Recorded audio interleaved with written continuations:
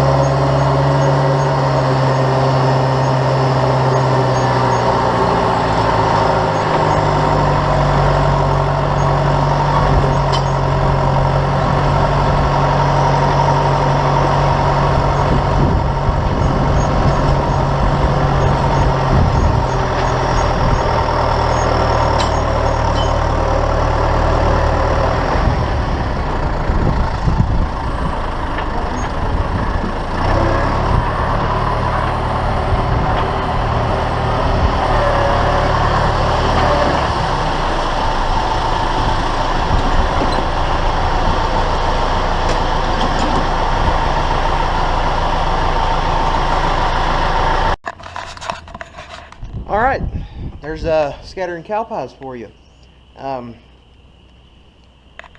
Let's see. So that's the first time I've hit the spring herd pastures. It was good today. There was a couple wet spots that you had to go around, but other than that, the ground wasn't really terrible. It wasn't terrible. It was manageable, but in order to get up there to the fall herds pastures, it's gonna have to be a little bit more drier. The ground's gonna have to settle some more.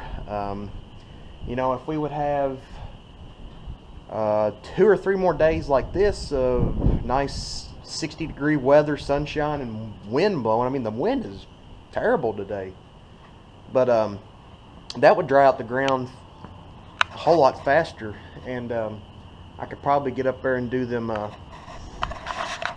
do the fall herd pasture, get that all done, and then we would be spreading manure. But there's rain coming in tonight, about 9-10 o'clock tonight, and it's supposed to be dry tomorrow, and then rain Tuesday. So you gotta work with what you got. So luckily it's been dry. It's stayed decently dry weather, so I went ahead and got that done. Got that one done first, and depending on how much, depending on how bad it is until fertilizer season starts, I'll probably have to hit that one another go round. Probably, just depends on how thick the cow pies are. But now I know I'm gonna get a lot of questions about why do you do that to your pasture fields. Well, the main reason is those cow pies, they just sit there, and so if you don't do anything with them, they build up. So you got your whole field covered in them. So you come through your fertilize buggy, you fertilize it, then your grass starts growing. That air, you hear that wind? Yeah. Anyway, so that grass around that cow pie will just die because that cow pie's in the way. So it's not gonna. It's just the grass is gonna die. So we go through there with that drag harrow and bust them up, and then like it's supposed to rain tonight, that rain will soak in them cow pies. It's basically the same thing as manure, ain't it? So you're putting a little bit of nitrogen in the ground, from what I think, and then your grass gets a little bit greener too. Of course, you got to have warm weather for that to happen, but you know it's not supposed to be terribly cold this week. But that's that. So that's the first go round. Here it is, February 28th. Tomorrow's leap day, and then Tuesday is March 1st. So I'm glad of it. But you know, 70-degree weather and sunshine. Why not get on a cabless tractor and go do some work? So you know, it feels good to be able to do that for a day. It probably took me, what time is it right now? I started about 1 o'clock.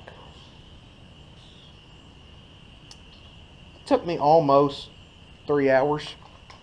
It took me not quite 3 hours to do both of those pasture fields, but yeah, I think that thing is 15 foot.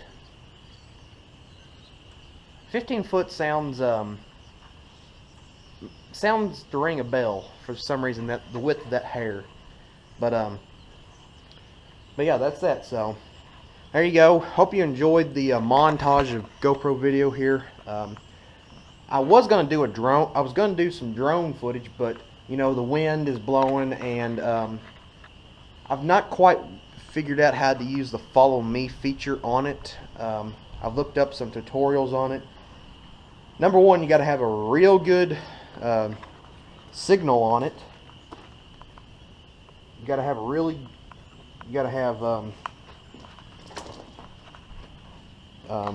have great GPS signal, which isn't always the case out here. But other than that, I could have free roamed it, but you know, I'm still trying to learn the ropes of that drone. I flew it a couple times around here. I'm not ready to take it to a field yet. But surely by when planting season rolls around, I do plan on getting some planting footage. I know I haven't delivered any planting footage the past 2 seasons. That's just because I haven't been around when my uncle plants. But hopefully with this drone, I'll be able to capture some better footage of it. Follow along with him, and we'll go from there. So thanks for watching. Please comment, rate, and subscribe, and we'll catch y'all in the next